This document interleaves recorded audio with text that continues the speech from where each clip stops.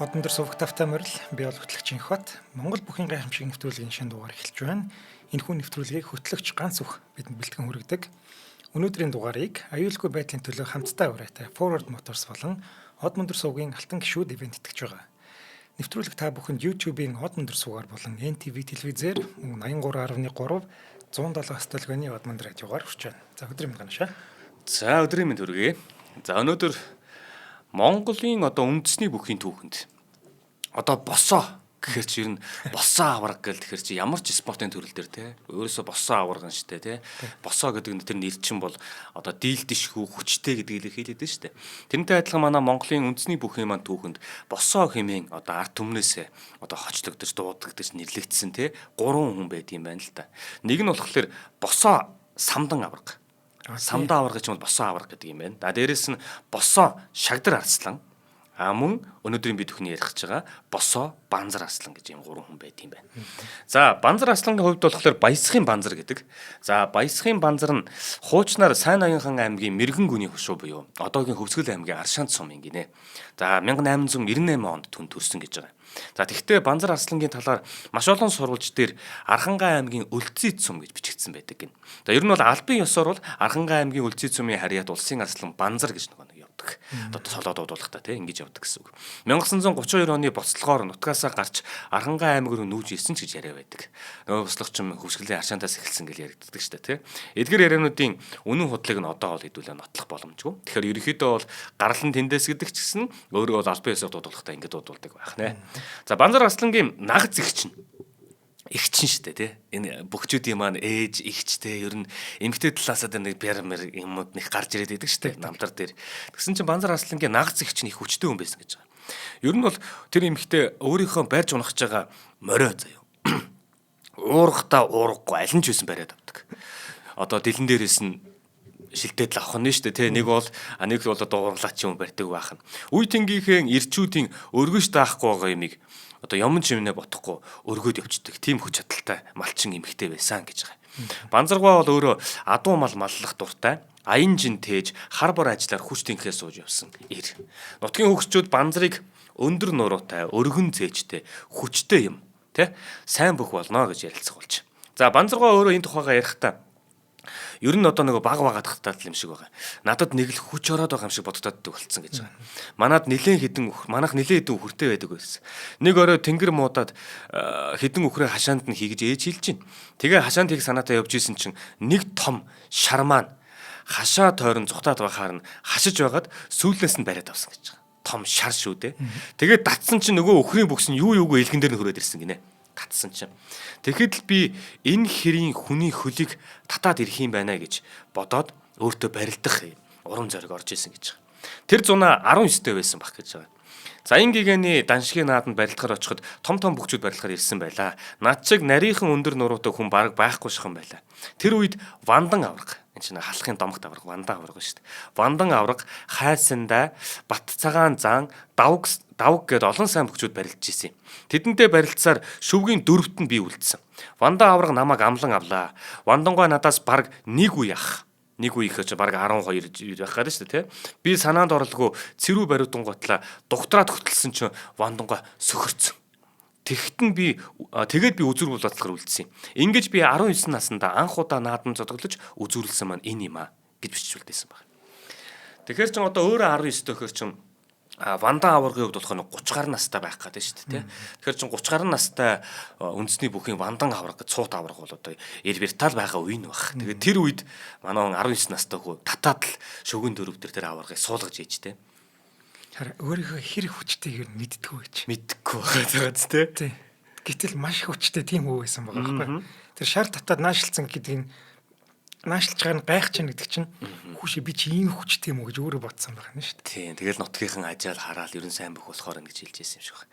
Тэгээд энэ бас яг иймэрхүү зүйлийг хараад тахаар би сая нөгөө холимгоодын тоглолтыг сагсын тоглолтод орсон шүү дээ тий. Тэн дээрээс яг нэг зүйлийг анзаарсан. Тэр бол угаасаа хөдөлшгүй үний юм байлээ. Юу вэ гэхээр спортын төрөл нь ямар байгаагаас шалтгаалаад тухайн хүний өгөгдөл магадлалыг маш их болгож идэг. Үнэхээр сагсан бөмбөг бол тэр өндөр хүндтэй, тэр урт хүнд сагсан бөмбөгийн шийд илүү ойртох нь шүү дээ, тий. Тэгэн гол шидэд оруулах, нөгөө нэг намхан хүндтэй шидэд оруулах хоёрын магадлалын хувьд өндөр нь илүү оноо авах боломж ихтэй байдаг ч юм уу те магадлалаар бодох юм бол тэрнтэй адилхан одоо энэ манай үндэсний бүх жишээлбэл одоо нөгөө нэг биеийн өгөгдөл үнэхээр л цаанаасаа юм төрдсөн нуруутай би хагаар уттай ч гэдэм үү тэр байгалийн өгөгдөл нь байгаа бол тэр хүний магадлал улам илүү болоод л байгаа гэсэн үг те. Тэгэхээр эн чинь 19 настай энэ хүү гэхэд чинь цаанаасаа өөрөө тэр нөгөө нэг урт нуруутай нэ тэрэ байна. Дээрээс нь тэр урт мөч чинь бас дагаад тэр булчингийн хэлбэр сунж байгаа шүү дээ те. Урт болж байгаа шүү дээ. Тэгэхээр тэр дах хүч мөч юм чинь давхрал сунж байгаа байхгүй. За 1927 саяных чинь бол ингээд орон нутгийн чанартай наадам байх гэдэг шүү дээ. За ингэж явж байгаа манай хүн чинь бүр хожимо 29 настай байхдаа буюу 1927 онд л анх улсын наадамд очиж байгаа. 29 настай байхдаа. За тэр жил аймагаас наадамд одоо хүмүүсийг явуулж барилдуулна гэж дуудсан юм. Бид олуула наадамд ирлээ. Ингээд 1927 оны наадам байсан. Би 29 настай байсан. Би барилдсаар байгаад жамин энэ жамин гэдэг нь болохоор буур жамин аврах юм бэлээ. Би хөөгд одсон чинь. Тийм бэлээ. Жамин аюур дээрээс нь хоёул аюурч ярьж ирсэн. Дээрээс нь нөгөө нэг цэргийн шагж байна штэ нөгөө 2 3 жил барилдаж байгаа. Тэгээд хэлмэгдэл төр өнгөрчдөг. Цэргийн шагж бид дөрөв шүгэн дүрмд үлдсэн юм аа. Тэгээд би намайг жамин авлаа гэж байгаа байхгүй. За ингэсэн заяа. Тэгсэн чинь энэ наадмын шүгэн дүрм бүхийн дүрийг нэг сонсоход ер нь бол ойлгомжтой байгаа шүү дээ, тийм. Жамин аваргаас бусд нь одоо саяны дурдсан нөгөө 3 нь бол бүгдээрээ Монгол улсын арслан цолонд хүчгээсэн улсууд. Жамин аваргуул тухайд аврах цолтой байсан. Ийм хүн.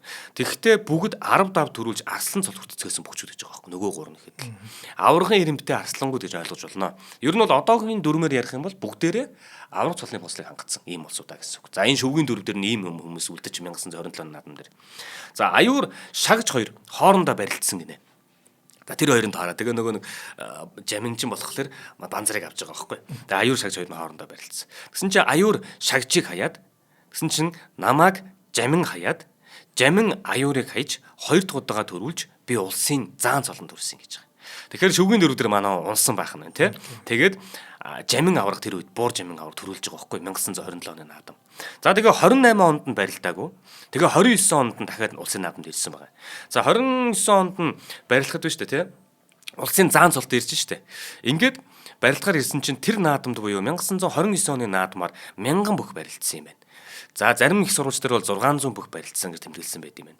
За энэ наадмын бас нэгэн гоё чимэг нэх юм бол ирээдүйн алдарт арслангууд болох бид нар бас Монгол бүхэн гайхамшигаар ярьжсэн нөгөө мулиг бүргэд Баточир гэдэг байгаа шүү дээ тий. Тэр хүн. За Сэлэнгийн боохоо хэмэх данзан наадмын 7-гийн даваанд улсын начин улсын заан цолтойгоор хоорондоо тунан барилдсан гэж байгаа.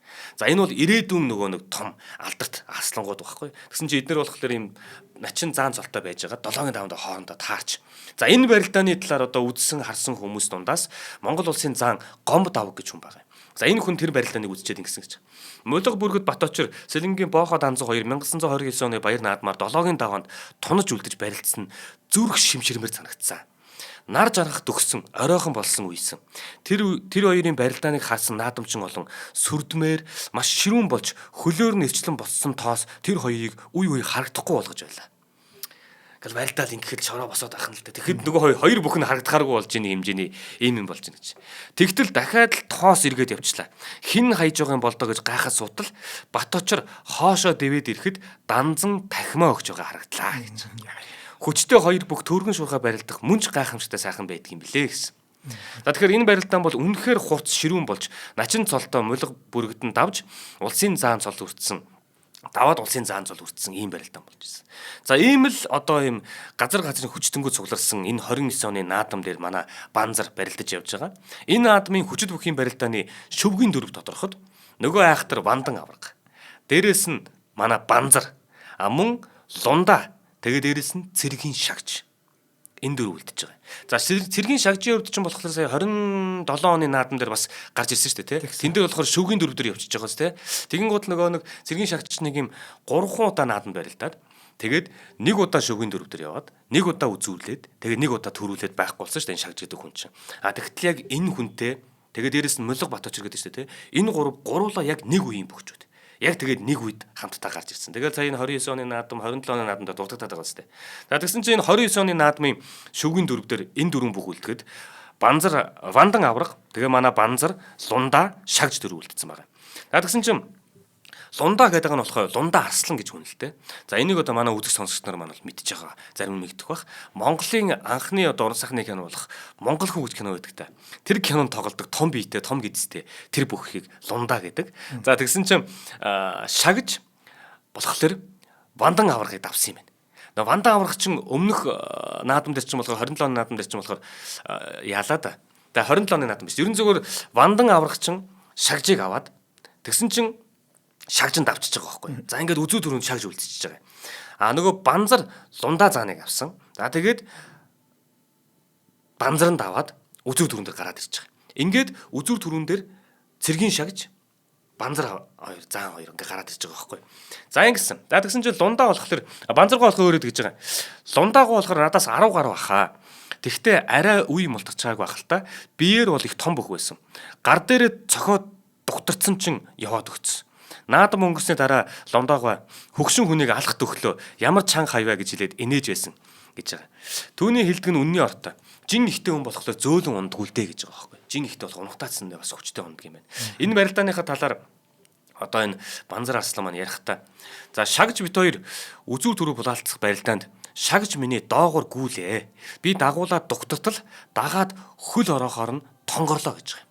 Тонгорсон. Манер дагаж өмнө гараад намайг залгуулan тонгорж эхлэх нь тэр. Би өмнө нь гараад бас тонгорлоо. Бид хоёр бие биенээ баг 10-аа тонгорсон баха.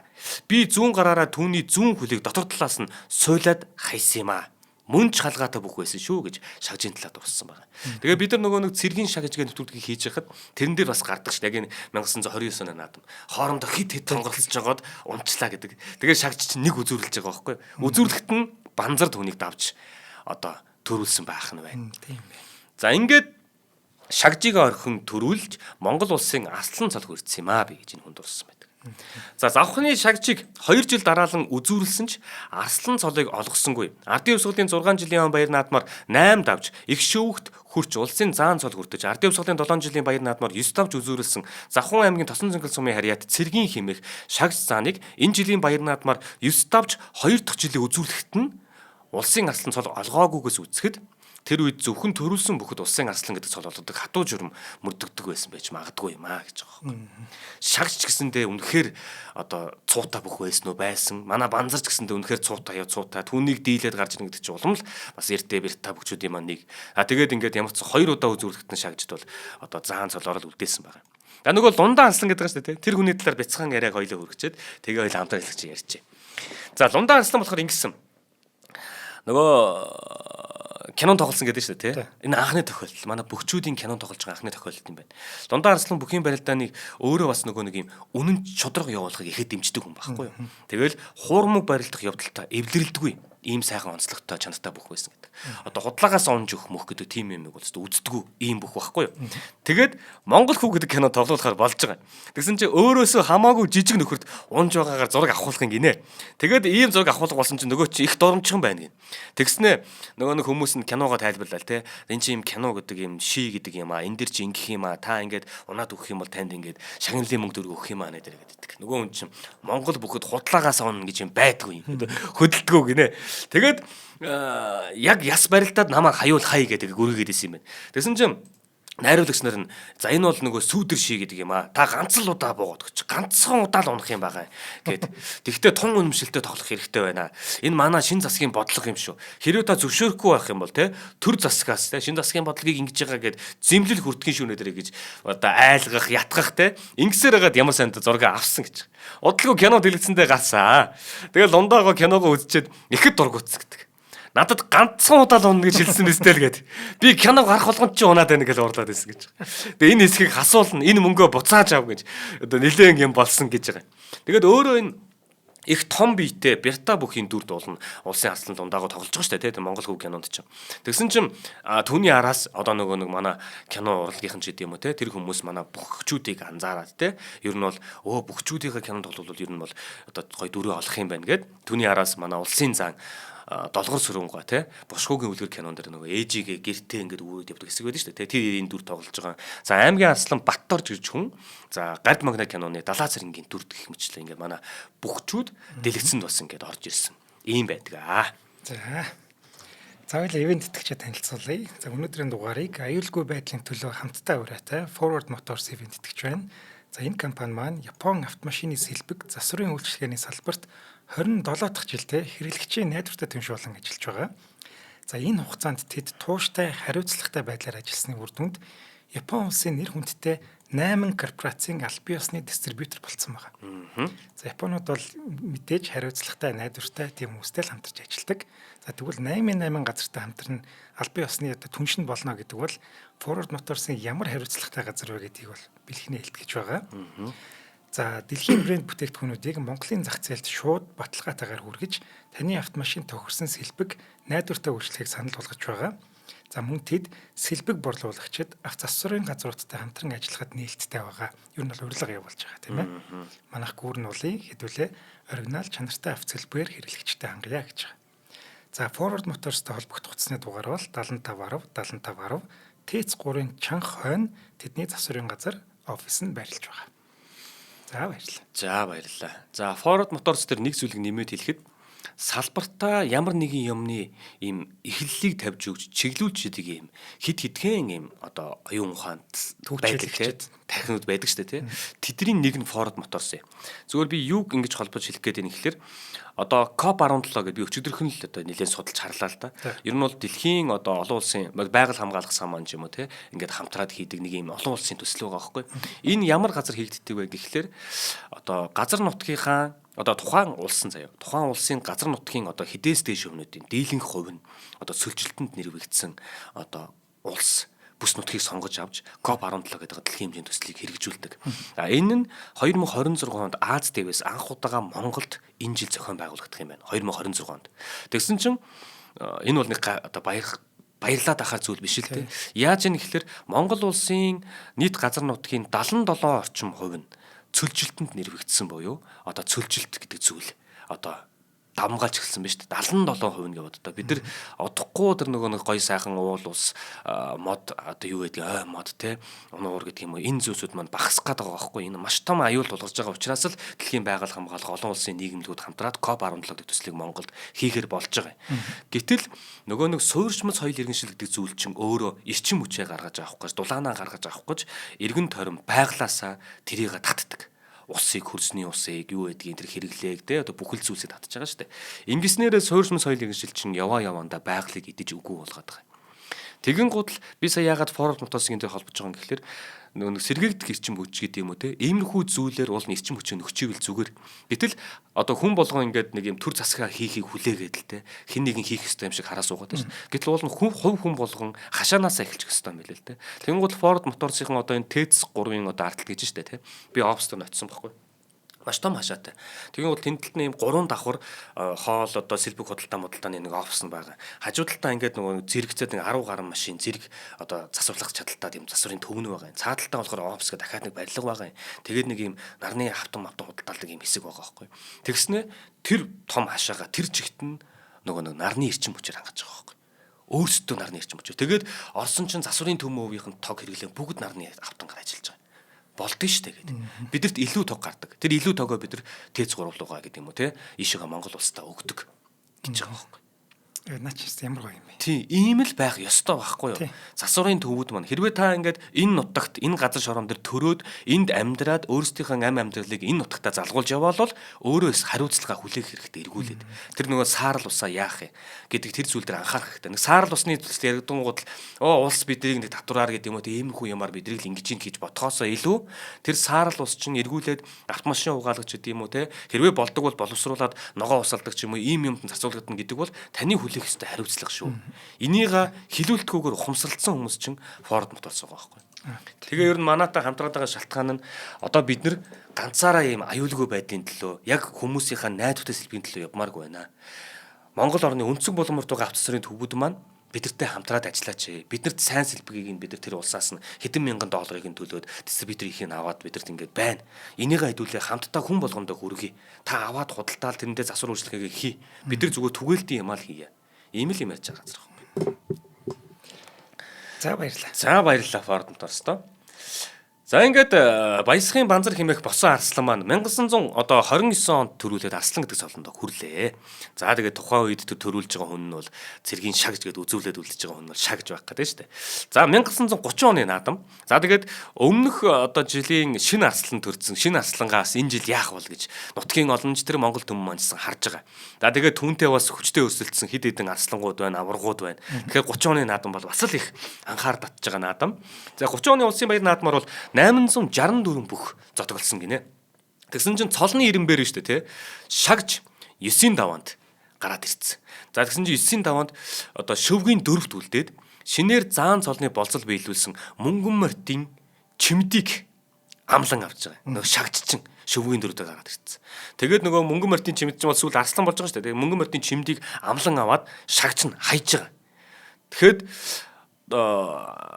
тунаанд нь Банзар Арслан булганы дэндв заантай үлдсэн юм байна. Тэгэхээр шүүгийн дөрөвдөө тэгэхээр Банзар Арслан, дэндв заан, шагж заан тэгээд мөнгөн мортын чимд дөрвөлдсөн гэсэн үг байхгүй. Яа тэгсэн чинь шагж нь чимдийг хаяад үзүр төмдөө дахиад гараад ирсэн. Өмнөх жилийнх нь үзүр төмдөр үзүрлсэн бүх шүү те гараад ирсэн. Нөгөө талд нь Банзар Арслан булганы дэндв зааныг өвдөг шороодуулаад дахиад гараад ирж байгаа. Бас сон тохиолдол бол 29 оны наадам дээр үзүр төрөн дээр байсан хоёр бүх 30 оны наадам дээр дахиад үзүр төрөндөө гараад ирж байгаа. Үнэхээр л дийлдэхгүй явсан болоод л ингэж 2 жил дараалж байгаа да тий. За ингээд 1930 оны энэ үзүр төргөн дээр хоёулаа үлдээд за тэгээд нөгөө шагж нь Банзарыг суйлаад зүүн хөлийг нь автал хөлөө ганц нэг жигээд миний баруун хөлийн дотор талаас хутгаад тонгоос нь зээжийг нь дагуулan тонгорхон тэрэ гэж байгаа. За ингээд би унаж үзүүрлсэн билээ гэж Банзаргаа ирсэн байна. Ингээд нөгөө шагж нь төрүүлж байгаа. Бас гоё байгаас тэ. Үзүү түнд 29 онд гарч ирээд барилдаад өөрсдийнхөө урд хойноо гарч 10 гаруй тонгорлцож байгаад Банзар нь төрүүлээд Арслан болж байгаа юм. Дараа жил нь гарч ирээд үзэж жагаад үзүүр түндэр байж жагаад Арслан гавн гагаад шагж нь гарч ирж байгаа. Ингээд шагж нь Арслан болж байгаа. Нэг тухайн цаг үед нэг тодорсон хүмүүс байдаг шүү дээ. 6 залуу заанч гэдэг юм те. Яг тэрэн шиг л хүмүүс байж иднэр. Дийлдэхгүй хоёр дийлдэхгүй ч тий дараалаад ингэж улсын баяр наадам ч юм бүр юу вэ тоглоом биш шүү дээ эн чинь бас хамаг л ур ухаан аймаг болгон л өөрсдийнхөө бүхий дөрүүлэх гэж үзэж байгаа тий байх болох бүх болцоогоо л яаж байгаа. Гэхдээ тухайн үед бол хөрхий үнэхээр бор зүрхээрээ энэ хэд маань бол тий ажиллаа хийж гин тээж явж байгаа л хүрээд ирдэг. Тий шүү дээ. Тий. За бас дээрэс нь хоёулаа нэг өмнөх хэний дугаар дээр үлээ ярьжсэн да. Нөгөө энэ манай спортын ордны хажуухан талд нэг юм агуулга байдаг гэдэг. Тэр агуулгад ажилтдаг нэг дөрвөн бүхний талаар яриаддаг байсан шүү дээ. Том тэмээтэй ачаанууд эренгуут агуулгыг шитээд идэг гэдэг. Тэнд чин Банзар шагж идэр байгаа юм билээ. Тэрний тухай одоо ярих юм. 1944 оны за өвөл Үлзий цумын нутаг 11-р багийн нутаг. За Үлзий цумын нутагт 11-р багийн нутагт Алаг мортын аманд өвлжж байсан гинэ Банзар бах. Тэр өвөл нилээд зодрохуу цас ихтэй учир гэрийн хойгоор барьсан шургаахан хашаан дээгүр цас шуураад хунгарлаад гэртээ чацуу болцсон байв гэж. Тэр гэрээ бариад гэрийнхаа одоо энэ гэрээ ингэж барьчаа гэрийнхаа ардуур ингэж шургаагалсан байсан чинь цас хунгарлсаар байгаа нөгөө цас нь ингэ гэрийнхэн дээш ингэ цацаад өрөөд ирсэн. Ийм л болж л тээ. За тэгсэн байв. Нэг орой байжсэн чинь гэр дээр нэг юм гараад ирчихнэ гинэ. Тэгэл ингээл өн тоон те ингээд шажигнаж эхэлжсэн аа удалгүй тоонных нь урд тал руу цуу үсрээд одоо өннүүд нь хугарах нь штэ. Ингээд тоон цуу үсрэнгуутлаа үүдрүү чулуудсан хаалганы биш цуу үсрээд өн тоонтойгоо цөмрөн нэг үхэр 100-ны урд тал руу унаад ороод ирлээ гинэ. Дээр нь өхөрл гарч ирсэн байх нь л тэгээд ингээд яа дийлэх юм бэ чинь те цураад. Тэгсэн чинь Банзаргаа би цацсандаа нөгөөг чинь шүүрж аваад үүдрүү чулуудсан чинь хаалганы босгон дээр толгоо нааш гарсан бүх биеийн цааш нь гарсан хэвтэж байсан. Тэгэхээр н цааш нь чирж гаргаад босгоход манаа нэг ир шүдлэн ногооноор бол хязаалан болох хөр байсан юм. Сүүлд нь бол яаж гаргаснаа өөрөө мэддэггүй. Одоо бодоход л нэг 200 гаруй килограмм бол байсан байх уу гэж өөрөө ярьсан байна. Юу гэсэн үг юм бэ? Энийг болохоор 1973 онд аймгийнхаа 50 жилийн баяр наадамд өргөдөн ирэхдээ ярьсан гинэ энэ хүн. Тэгэхээр гэрийнх нь урд цөмрөө одосон. Тэгэн гол нь сандраад аваад цааш нь шийдсэн чинь толгоонд одоо босгоны наан л байжсэн гэх гэдэг шүү дээ, тий. За ийм байсан гэж. За ер нь энэ Банзар болон энэ шагж тэгээ молиг бүргэд Баточир гэдэг энэ хүмүүс яг нэг үеийн юм хүчтэй юм бөхчүүд.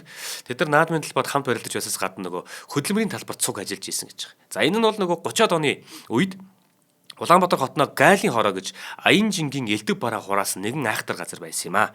Энэ нь одоогийн залуучуудын ордны байгаагийн урд дэвсэг дээр Гайлын хорооны улаан байшин байх бөгөөд эргэн тойрон шавар хэрэмтэй. Дотроо олон жижиг байшин, том сарвчин агуулгах зэрэг зүйлтэй байлаа. Аян жингийн цуваа тэр хашаанд орж ирэхин сацуу тэдний ачаа барааг хүлээн авч задгай том агуулгахт хураадаг бөгөөд тим ажилд шагж Банзар, Баточор нар томилогдсон ажиллаж байсан нь одоогоор бол нэгэн томоохон баазын ачаа ачигч, буулгагч гэсэн үг юм а гэж.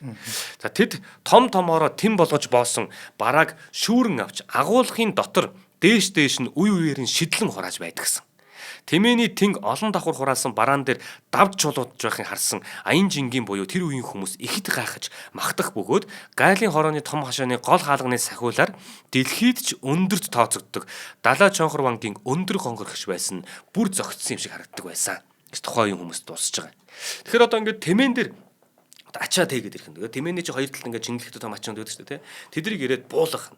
Буулгаад тэднийг л одоо өрөөл тавиад идэх юм уу та. Айгүй бол дотроос нь гарсан юмуудыг ингээд шидэж ингэж хураадаг юм уу. Тийм ажиллал хийдэг. Энэ гурав. Тэгээ нэг үеийн гурав байгаад байгааз. Тэгээ гуруулаа улсын наадмад шуугуулж явж байгаа гурав байгааз тэ. Тэгэхээр тинкэтэй юу гэвэл тинкэтэй. Яг тинкэтэй гэж амар хүмүүс хийж байгаа чинь. Тий. За энэ далай чонхор вангийн өндөр гонгор гэдгийн талаар маш олон зураг хүрэг юмуд гардаг штэ тий. Хааж гардаг. Яг нөгөө онцгой хүн байсан учраас тий. Тэгэл зураг хүргийг нь авдаг л байсан баг л та. Одоо энэ хүний жишээлэл талаар ярих юм бол Монгол улсын одоо анхны ерөнхий сайд гэж ярина штэ. Сайн оюун хаан Намнын сүрэн гэж байгаа. Төгс очрын Намнын сүрэн гэдэг тий. Тэгэхээр энэ хүн бол одоо тэр хүн өөрөө толгоолоод хаан Торс улсад 1913 онд альчлахад тухайн үед хоёр яг тийм гонгоргоогоос арай л бас наамхан гэдэг лүүд арай жоохон жижигтэй битэг. Ихтэл бас л том хүн. Ийм хоёр том хүнтэй жишээлбэл хамгаалагчаар нь явж исэн гэдэг. За тэгээд энэ уулзалтан дээр чи энэ уулзалт нь байна уу? Өөр нэг уулзалт байна. Ямар ч гэр бүл мүлийнх нэг авч яваад маш өндөр хамгаалтаар явсан гэдэг байхгүй. Тэгээд 1920 оны үед Монголд шинжилгээнээр ажиллагаа явж байсан нөгөө Америк эрдэмтэн Roy Chapman Andrews гэдэг байгаа шүү дээ, тий. Тэр хүнтэй тэр хүн чинь гонгорготой уулзаад зураг хүргийг нь аваад өндрийг нь хэмжсэн гэдэг. Тэгээ тухайн үед бол яг тэр хэмжсэн хэмжилтэн дээр нь бол 2 м 41 см гэж бичиж үлдээсэн байдаг юм байлээ. Энэ Англи Америк эрдэмтэн бол тий. Зарим судлаачид үүнээс өндөр байсан ч гэж үздэг. За нэгэн өдөр ирсэн аяны нэг тэмээг тэр хашаан дотроо байж исэн юм л да. Аяны тэмээнүүд ингээ ирээд хашаага буулгаад тэр хашаантаа байж байгаа юм л да. Одоо энд те. Тэгээ үзсэн чинь хашаан дотор байж байгаад гигэн цагаан өдөр алга болцсон гинэ. За. Тэгээд хүмүүс чинь их гайхаад, хаагаад, гадуур дотор хаагаад ирэл сурал болж байгаа байхгүй. Тэгээд ямар камер гэж байх юм биш. Хаагаад үдсэн харсан хүн байна уу хайсан ч байдгүй. Тэгсэн чинь тэр битүү хэрэмнээс одоо хаашаач гарахгүй. Уул нь бол те. Тэгээ хаалган дээр нь одоо өндөр гонгор сууж байгаа юм шүү дээ. Гэтэл хаашаач гарахгүй. Тэгээ байхгүй болцсон. Тэгээ гайхаад байж идэл нэг юм тэр хашаанд нь ингээд тулгаад барьсан юм шавар тагдсан юм байшингууд байдаг. Тэгсэн чинь тэрэн дотор өвс хураацсан байсан юм л да. Тэгээ нөгөө өвсийг итгэхэд зүтгэж жагаад тэгээд биеэрээ яваад орцсон. Тэгээ гаццсан. Байшин дотор. Тэгээд нөгөө яах арга очроо олохгүй нөгөө одоо гонгор байдаг юм уу тэр хүн ч байдаг юм уу тэр тэмээний эзэн ч байдаг юм уу тэгээд ойрхон байгаа нөгөө гураас ч тусламж хүсэн шүү дээ тий. Тэгээ нөгөө гурав ч очсон. Тэгээ нөгөө гурвыг очихт нь тэмээний эзэн чинь тэр үед бол тэмээ чинь үнтэй амьдч үү хамаг л ачаа бараг дээж байгаа ганц одоо юу гэдгийг тээврийн ганц хэрэгсэл байх гэдэг шүү дээ тий. Тэгээд өндөр шанг хөлс өгөө гэд. Тэгээ нөгөө босоо банзарыг тэгээ молиг бүргэд бат очрыг за тэгээ нөгөө шагж энэ гурыг чинь одоо өндөр хөлс өгөө тохироод тэгэл гаргаад ил гисэн баг. Тэгсэн нөгөө гурав ч орж байгаа. Тэгснэ банзар бат очроо хоёр нь оронгуутлаа доороос нь өргөсөн дотор нь ороод доороос нь өргөсөн гэж. Шагж нь болохоор хойд хоёр боримноос нь тэврээд угцарсан гэж. За ингээл гарах гал нөгөө хаалга руу ч гэдэг юм юу ч гэдэг юм хүчээр түлхэж юм л да. Түлхэл гарахаас арга байхгүй шүү дээ. Ингээл тэгсэн чинь нөгөө тэмээ чин муухай орилол дээвэр нь нурж байгаа юм. Тэмээний бөөрнийх нь үс нь одоо арьсан те зулаг татагдаад гач ирсэн гэж. За тэгээ энийг нь болохоор бүх судлаач дамдунгаа өөрийнхөө нүдээр харсан шүү гэж дуссан бичсэн байгаа байхгүй. Тэр гурав тэгэхээр нөгөө тэмээг чад яадаг. Нөгөө хоёр нь доороос нь барьж байгаа л яадаг шууд дээш нь түлхээд дээврийн нураагаад гаргаж ирсэн юм уу яасан юм. Тэгш нэрээ яасан тий. Одоо хаалгаар нь ороод гаццсан л байх нь шүү дээ тий. Одоо сонхоо юугаад хаалгаар нь л байлгуудаа бодвол тий. Тэгээ ороод гаццсан. Тэгэл одоо дээврийн нураагаад гаргахаар болсон юм уу. Тэгээ дээврийг нь тэрвэрж байгаа л гуруула өргөөл дээвэр дэвдэтэй нураагаа гаргаад ирсэн юм уу. Энийг нь тэгэл одоо энэ бүх судлаач дамдан гэдэг хүн өөрөө харснаа нүдэрээ харснаа бичиж үлдээсэн байгаа. За мөн араас нь бас нэгэн сонирхолтой үйл явдал гэх юм бол манай Монгол бүхийн одоо гайхамшиг нэвтрүүлэг дээр маань олон гоё бүхчүүд маань сайхан бүхчүүд маань дусгадсан яригдж байгаагийн тэр дундаас одоо нэг улсын баяр наадамд ирэхдээ гутлан дээр 9 ширхэг мөнгөн арслан хийцэн. Ирсэн нэг бүх бий шүү те. Үнэхээр айхтар амтай. Аархаж оморхож дийлж авдаг юмыг те. Тэгээд амандаач бас байдаг. Аах тацлан лувсан жамс гэж бүх байгаа шүү дээ те. Энэ бүхтөө барилдсан. Нэг юм байгаа. Тэгсэн чинь Банзаргоо яг энэ тухайгаа өөрөө хуульчилсан гэж байгаа. За нэг намар би содномтой гөрөөлж явж исэн. Тэгээ энэ яг аах тацлан лувсан жамсын нэвтрүүлэг дээр яригдсан юм байлээ. Би анзаараагүй юм байлээ. Тэгээд энэ хүний дурсамжийг харсан чи энэ хүн тэр хүн байсан юм биш тэр би мэдсэн байхгүй. За содномтой гөрөөлж явж идэл олон нуурын овоон дээр хүмүүс цуглардсан. Наадам хийж байгаа бол та. Тэ? Очсон чинь бүх барилдаж байна. Морь уралдаж байна. Наадам баг дуусч байна гинэ. Тэгсэн чинь тэр наадам дээр нөгөө хин аатал усан жамцсан очсон төрүүлж байгаа байхгүй. Тэр наадмынхан барилдаанд төрүүлсэн. Тэгсэн чинь бүхийн барилдаанд хайрхан сумын аатал усан жамт төрүүлсэн. Дараа нь шгшээ барилдаантай гинэ. Тэгсэн чинь энэ барилдаанд аат аслан чинь биднийг хэмэлчих гээд байна. Аслан ах та нэг гараад барилдаатгаач гээд хайрхан сумын халтан заан дэндв гисэл даш заан гур хэлж ин гинэ нөгөө манай банзарт та хаа гараа барилдаатгаач нөгөө нэг аат чинь сая наадан болсон тэн дээрээс хэмгэлчих гээд байна. Тэгшгшээ барилдаа болон та гар гээд та нэг үзээд өгөөч та нэг янзалнуудаа л гэсэн юм шиг байгаа. Тэгсэн чинь намхатгаад өгөөч. Халтан заан тэгж нэ одоо шгшээ барилдаантай лувсан жамцаа чи барилдах уу гэд нөгөө нэг аатаас асууж ин гинэ. Тэгсэн чинь би өөлдийн банзар арслан барилдвал барилднаа. Тэрнээс ш та нарын хинтээ барилддیں гэд нөгөө чинь тэгсэн гэж байгаа. Мөн богооц яг тий. За тэгсэн чинь нөгөө халдсан зан очиод нөгөө хинт чи хэлж байгаа байхгүй. Манай банзарт хэлж байгаа байхгүй. Таныг барилдвал барилдъя гинэ гэдгсэн. Тэгснэ нөгөө халдсан зан зодох шууд өгсөн байна. Та энийг өмсөө барилдаг. Нөгөө чинь нөгөө нэг амд явж байгаа ирсэн учраас тий байхгүй баг. Тэгсэн тэгээд халдсан зааныхаа зодох шуудгийг өмсөөл. Тэгээд хоёр даваад тэгжиж нөгөө нэг лувсан жамцаас нь таарж ин одоо шгшээ барилдаан тий хоёр даваад ингэсэн. Тэгээ нөгөө лувсан жамцаа таарлаад лувсан жамцыг ухс хийгээд дайрахт нь синжигдээд авсан гинэ. Синжигдэж авангуудлаа гар доогоор нь гинт эргээд яасан синжигдээд авсан юм байна. Лувсан жамц чинь синжигдээд авсан байсан нөгөө чинь гар доогоор гинт эргэж ин лувсан жамц чинь. Тэгээ хоёр хурыг нь мултлаа ичнэ гинэ. За тэгээ нөгөө гар нь ерөөсө хурын мултарсан барьж болдгоо. Тэгээ барьж болохгүй болохоор нь хурууга хөлөөрөө ингээд гიშгэж байгаа татсан юм байл да одоо нэг мутарчлаа гэ тэ татах гад эмчээс нөгөө дахиад авсан замсан дайрж ийн гинэ. Дайраад ирэнгуутл нь барьж болохгүй байсан болохоор нь дээгүр доогоор нь хайчлаад алгадсан чинь нөгөө хаадл авсан замц маань яваад өглөө л гэж. Яасан юм бол одоо ингээд ямар ч ингээд сэнгэнээс нь бариад авцсан. Тэгсэн нөгөөт нь эргэж байгаа байхгүй. Эргэсэн чинь барьцсан тавигдахгүй хуруу нь эргэжил ёо. Угууч яач ёо. Тэгээд болохгүй болохоор ингээд гიშгэж байгаа л ингээд татах гад ингэжсэн нөгөөт нь дайраад ирэнгуутл нь одоо хайчлан ихээр дээгүр доогоор нь ингээд хайчл эргүүлжил байгаа хөлтэй хөлөө хаашаа те. Тэгээ явуулсан чинь нөгөө чинь унтсан тахаа. Өөр ингэж хуучилсан баг. За тэгээ яг энийг бид нөгөө нэг хаат лувсан жамцын яг нэвтрүүлэгтээ бас ярьж исэн юм байл. Нөгөө нааданд очиж төрүүлчээ тэгэж гişээ барилдаан болоход нь би хинтээ чинь барилдгийг та нарын хинээ чинь барилдгийг тэр л барилдвал барилдана гэд барилдж исэн тэр нь энэ банзар аслан байсан байхгүй босоо банзар байсан юм бэл. За тэгээд түүний талаар хид хідэн сайхан дурсамж яриануд байдаг. Нөгөө бидний одоо мэдэх одоо энэ Рахан аварга өсгөрийн маань өвөө гэдэг байгаа тий Буурж амин аварга шүү дээ тий Буурж амин аварга чинь бас л барилдаж явсан байгаа энэ хүнтэй. Тэгээ Буурж амин аварга болохоор энэ хүний талаар дурсахтаа. За манай банзар чинь бол бэрэ ихтэй. Тэгээ хуйлбар михтэй. Өстой сайн аслан тэр үеийн сайн аслангууд энийг байсан. Их хурдан сэтгэж боддог. Арай өөрлөлтөө гэж байгаа. Арай л өөрлөлтөө гэж байгаа. Тэгээд их уужуу тайван сайхан бүх байж үлээ гэж энэ хүн дурссан байна. Буурж амин аварга. За мөнхөд аваргын хувьд болохоор өөрөө ярихтаа ингэж байгаа. 1963 онд юмсан нэгдлийн сайн өдөр нэртэй цагаан сарын барилдаанд төрүүлсэн юм а. Төрүүлсэн явсан. За тэгсэн чинь барилдаанд дуусны дараа хөгшнөө дагуулсан. Барилдаанд дуусны дараа хөгшнөө дагуулсан. Их нороотай нүдэндээ шил зүүсэн монхор цагаан хүн намайг доодов гэж байгаа. За энэ үед бол манай мөнхөд аврагч бол нөгөө 3 авраг маавар гэж сууж яхад нь юу гэдэг үлээ те бас л манай энэ аатал усан жамц шиг ерөөсө амтай те ийм явж байгаа шүү дээ. Дийлдэхгүй явсан үед бол их л ийм хөөрөө дэврүүн хин намайг дийлэх үгсэн юм хүн явдаг шүү дээ. Тэгээ цагаан сарын барилдаанд барьсан барилдаа төрүүлсэн явж яхад нь тэндээс нэг хөгшин дуудаж шүү дээ. Хин намайг дууддгийг л очиж байгаа шүү дээ те. Тэгсэн чинь хөгшнө нь болохоор хөгшнө тэр мөндөр хүний хөгшнө нь болохоор гизгээ суртаа хамт сүлжин ар нуруугаа унжуулсан харагдана гэж. Тэр их нэрийг нь хэлж байгаа. Тэгсэн чинь засуулч Лөгдөв гэдэг хүн байсан юм байл да хамт мөнхөд авраг хажууд. Тэгэхээр засвал тэр лөгдөгөө бит хоёр нөгөөх өндөр хүн дээр яваад очсон юм байна. Тэгсэн чинь нөгөө нэг өндөр хүн чинь хөгшөндөө хандаад одоо эхнэртэй хандаад хэлж ийн гинэ.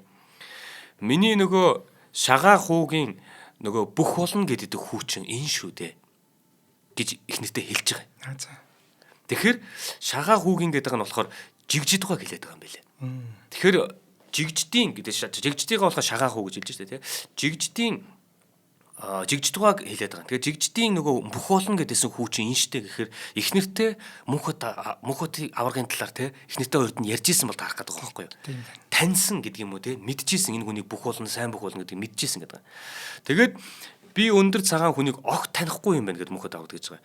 Гэтэл нөгөө өндөр монхор цагаан хүний авгаа нь миний хэртэй харах улсыг долоодог ямар хачин хүн бэ гэж бодоод лөгдөггаагаас энэ өндөр цагаан хүнийг хэн гэдэг юм бэ гэд асуусан чинь нөгөө лөгдөггаа гэдэг бүхэнс болно те.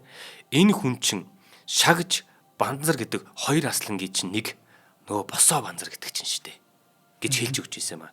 Ингэж л би анх одоо банзар асланг ямар том хүн бэ гэж бодож билээ. Жигждийн мөнх утга ингэ таарсан. За энэ сая ингэж штэ.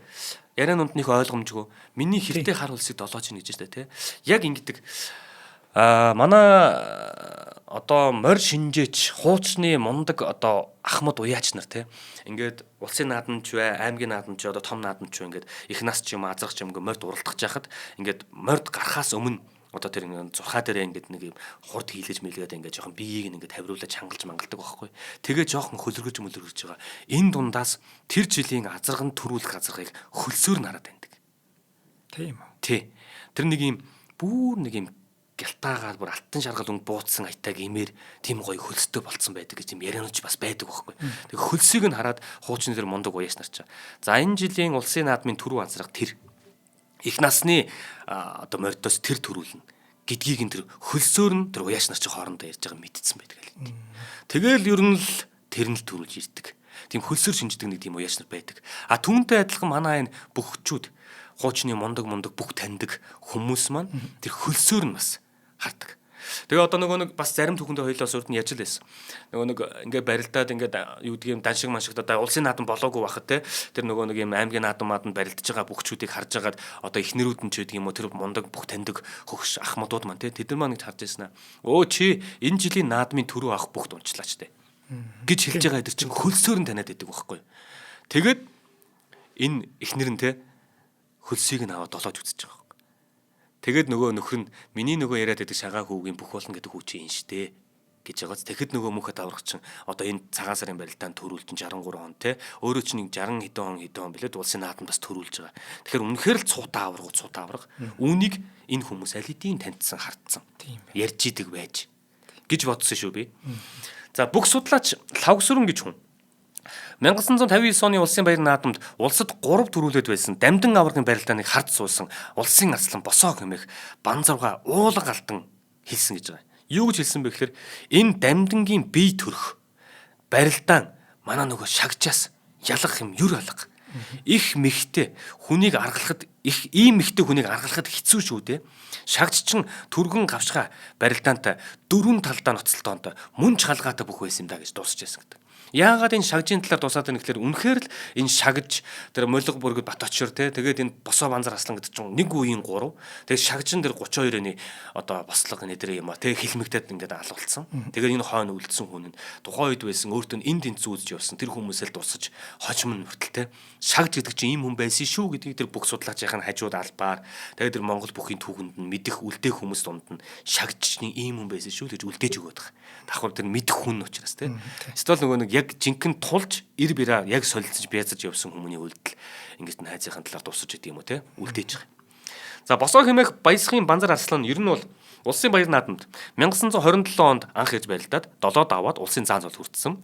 29 онд 600 бүх барилдахад 10 давж төрүүлээд арслан цол хүртсэн. За 1930 онд 9 давж үзүүрлсэн. За ингээд ер нь бол улсад нэг удаа төрүүлж, нэг удаа үзүүрлсэн, нийтдээ 3 удаа шүгөрсөө гэсэн үг.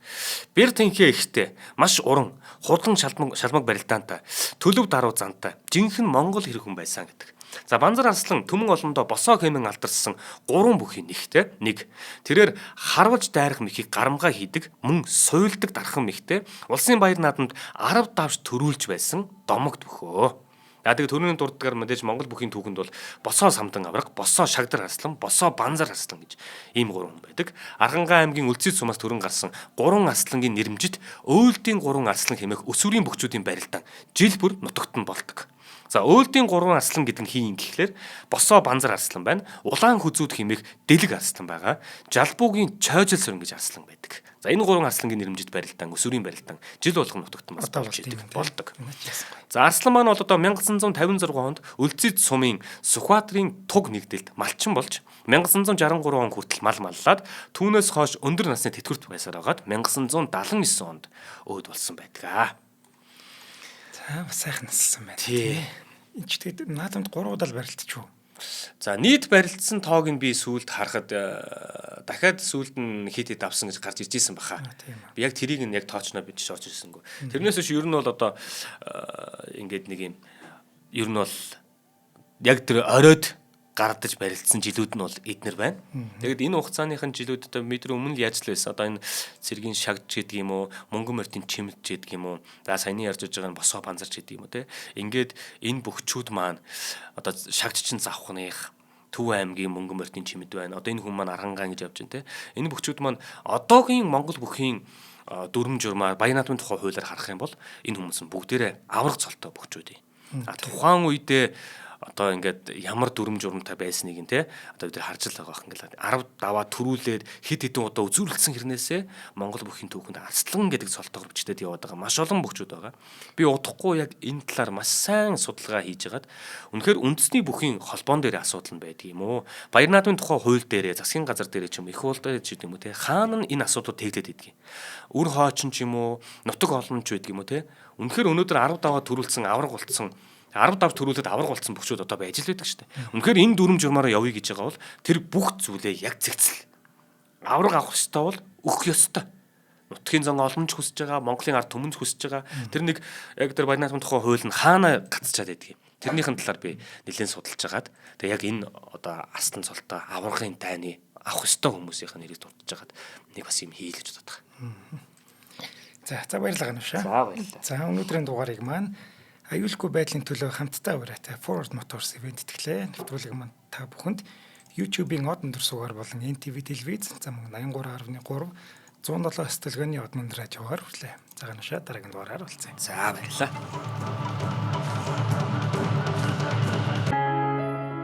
Нэвтрүүлгийг хүлээн авсан Нарны аймгийн монголчуудаа баярлалаа. Од мөндөр сувг нь энэ мэдчлэн таны мэдхүйн мянган нэвтрүүлгийг 2026 оны 7 сарын 1 хүртэл та бүхэндээ хүргэх юм. Их хэлээрээ шинжлэх ухаан танин мэдхүйг түгээхийн үлсэд нэгтгэх хүсвэл та бидэнд хандив өгөх боломжтой. Жилдээ ганцхан удаа 100,000 төгрөгөөр биднийг дэмжснээр шинжлэх ухаан танин мэдхүйг түгээх энэ үйл хэрэг амжилттай үргэлжлэх юм. Од мөндөр нэр дээрх Худал агшлын банкны дансгаа 4191 Тэг 4518. Та 100,000 төгрөгөөр шилжүүлэхдээ гүйлгийн утга дээр нь өөрийн нэр болон утасны дугаараа заавал бичээрэй. 100,000 төгрөг хандалснаар Од мөндөр сувгийн алтан гишүүн болох юм а. Шинжлэх ухаан танин мэдхгүй Монголд ялах болтугай.